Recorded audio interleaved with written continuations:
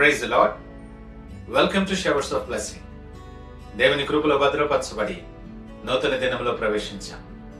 ఈనాటి దేవుని వాగ్దానం, నా మందిరము ప్రార్థనా మందిరము అనబడును అని వ్రాయబడి ఉన్నది. అయితే మీరు దాని దొంగల గుహగా చేయుచున్నారు. It is written, my house shall be called a house of prayer, but you are making it a den of robbers. మత్తయి సువార్త 21వ అధ్యాయం 13వ వచనం. Praise God. ఈ నూతన దినములో దేవుడు మీ కొరకు సిద్ధపరిచిన ప్రతి దీవెన ఆకాశపు వాకిళ్ల విప్పి మీ మీద కృమ్మరించిన గాక. మరి ఒక నూతన దినాన్ని ఆరంభిస్తున్న నేపథ్యంలో ప్రేమ కలిగిన వాగ్దానము ద్వారా దేవుడు మనల్ని దర్శిస్తూ ఉన్నాడు. మనం సాధారణంగా యేసు ప్రభువుని ఒక శాంతమూర్తిగా గొర్రెపిల్లగా చూస్తాం. కానీ ఈ పవిత్ర వారంలో ఒకరోజు ఆయన చేతిలో కొరడా పట్టుకొని దేవాలయంలో ఉన్న బల్లలను పడదోస్తూ వ్యాపారస్తులను తరిమివేస్తూ కనిపిస్తారు. ఎందుకో తెలుసా? దేవుడు నివసించాల్సిన చోట లోకం రాజ్యమేలుతుంది కాబట్టి. ఈ ఉదయకాల ధ్యానం కేవలం యెరూషలేము దేవాలయం గురించి మాత్రమే కాదు, దేవుని ఆత్మ నివసించే నీ శరీరం అనే ఆలయము గురించి. ఈరోజు నీ హృదయంలో దేవునికి ప్రార్థన వినిపిస్తుందా, లేక లోకపు వ్యాపారాల గోల వినిపిస్తుందా?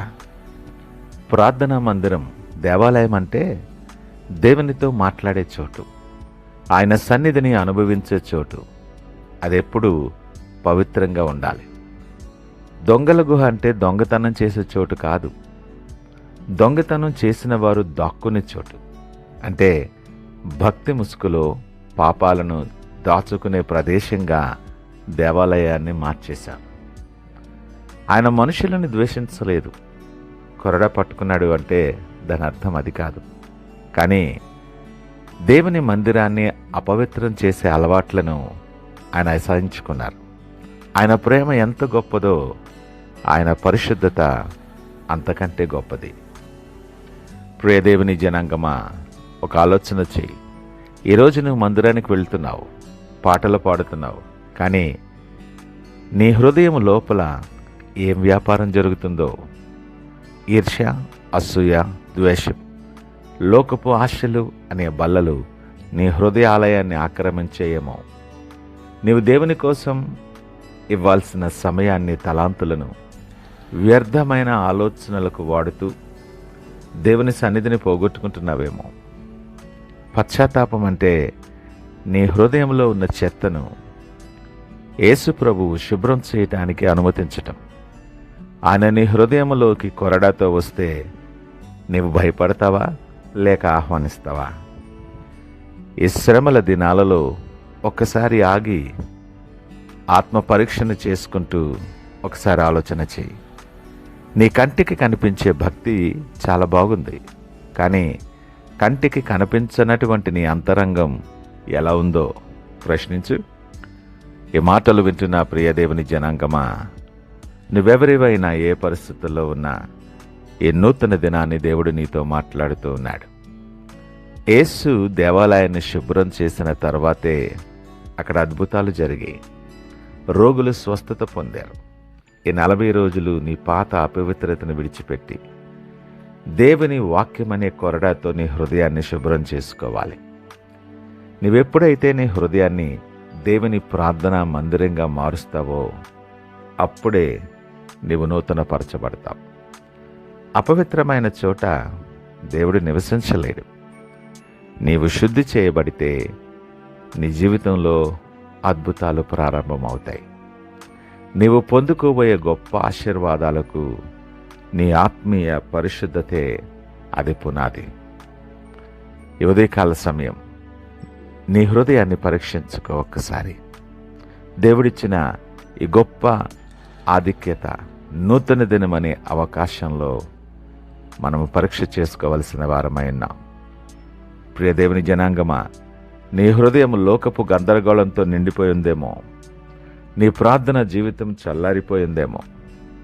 ఈ ఉదయం యేసు ప్రభువును నీ హృదయ ద్వారం తెరిచి ఆయనను ఆహ్వానించగలవా? హృదయం ద్వారం దగ్గర ఆయన నిలబడి ఉన్నాడు. నీ హృదయాన్ని శుభ్రం చేయాలని ఆయన ఇష్టపడుతున్నాడు.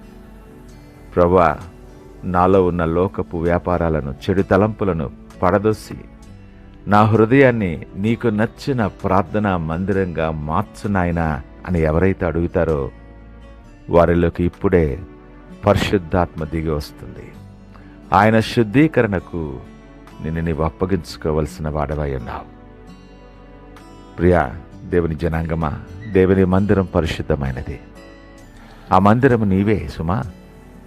నిన్ను నీవు పవిత్రంగా ఉంచుకో. దేవుని మహిమ నీలో కనిపిస్తుంది. ఈ నూతన దినాన్ని ఆరంభిస్తున్న నేపథ్యంలో ఆయన వైపు చూస్తూ సంపూర్ణ సమర్పణతో, ప్రార్థనతో ఈ దినాన్ని ఆరంభిద్దామా? ప్రార్థించుకుందాం. మహోన్నతుడు, నమ్మకమైన మా యేసయ్యా స్తోత్రాలు.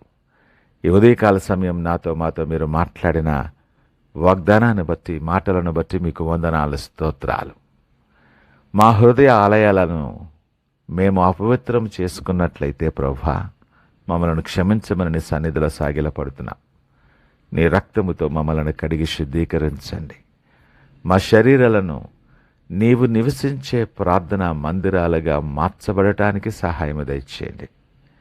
ఈ పవిత్ర వారంలో మేము నీలా పరిశుద్ధముగా జీవించలాగిన మమ్మలను నూతనపరచమని మీరు సిద్ధపరిచిన ప్రతి దీవెన ఆకాశపు వాకిళ్ళ విప్పి కృమ్మరించి మీకు సాక్షులుగా అనేక మందికి దీవెనకరముగా నిలవబెట్టమని యేసు పరిశుద్ధ నామమున అడిగి వేడుకొంచున్నాము తండ్రి.